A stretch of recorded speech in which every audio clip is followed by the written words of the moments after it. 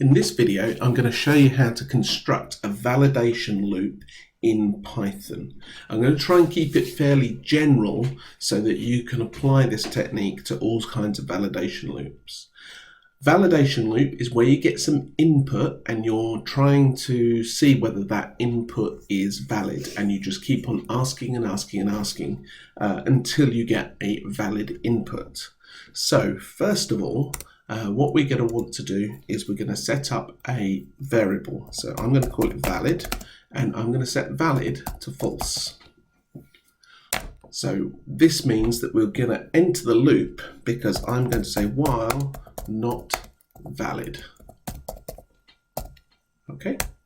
Now this is quite interesting because you might say while valid is equal to false, like so. That's absolutely fine, but it's much more readable if you just use not valid. So because we set valid to true to false here, valid is going to be false in this location here.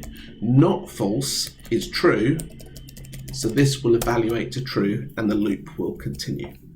So when we get inside the loop, we're going to do a funny thing. We're going to set valid back to true again. There we are. And then we can do all kinds of checks. So we can get, for example, if we're reading in a pin, so I'm going to create the variable up here and say pin is set to nothing. And here I'm going to say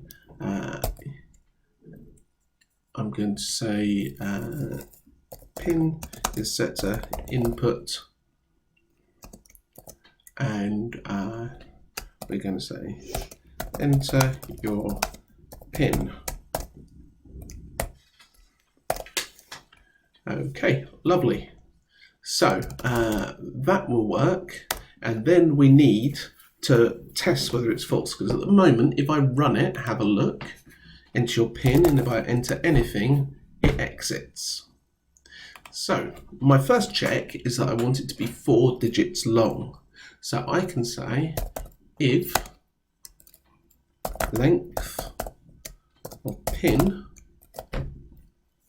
is not equal to 4, valid is set to false. Let's try that now. So I can put in my pin, like that, and oh, sorry, wrong language, should be len there. Okay, run it again, and if I do 1, 2, 3, 4, because the length is 4, it will exit the loop. And if I run it again and I say 1, 2, 3, 4, 5, it asks me to do it again. So our validation is working.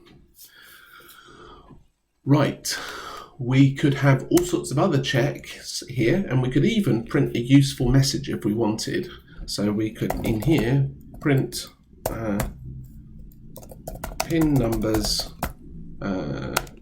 should be 4 digits, like so.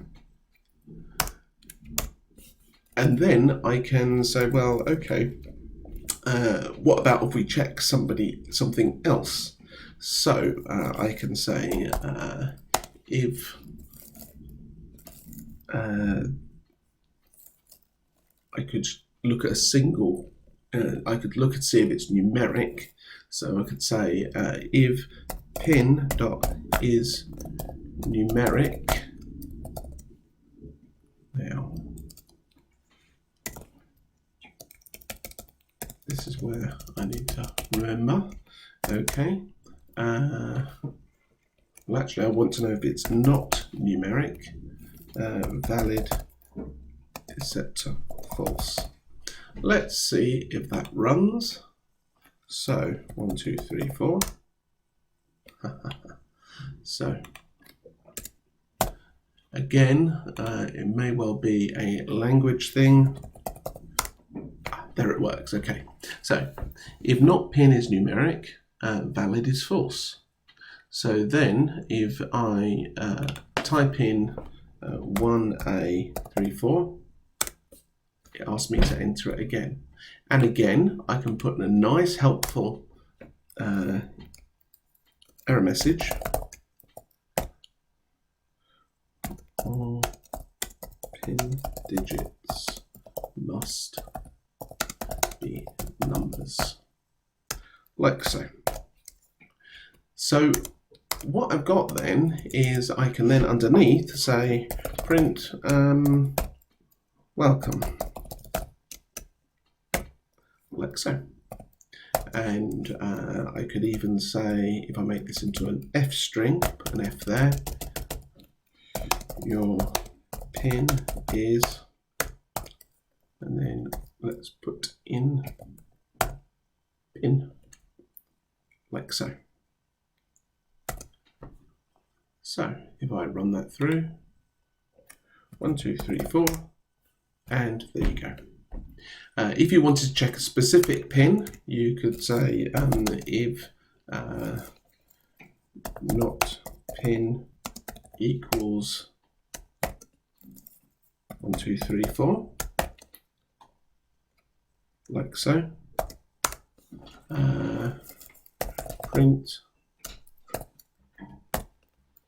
not a valid, not a pin of one of our customers, like that. And we can go on. Okay, so we could apply this to postcodes, we could apply it to phone numbers, we could check specific digits, we could do all sorts of things. But this is really the simple way of doing a validation loop. You set up valid as false, you go into the loop, you immediately presume that what they're going to type is true, and it is actually valid, and then you take the input and you test it. Anytime it fails a test, you just set valid to false, and when it loops back round to the top, because it's not valid, it will go again. Simple as that. So we're going to do some of these in class. I hope that you can understand that. I will put this code up as well so that you can have a play with it.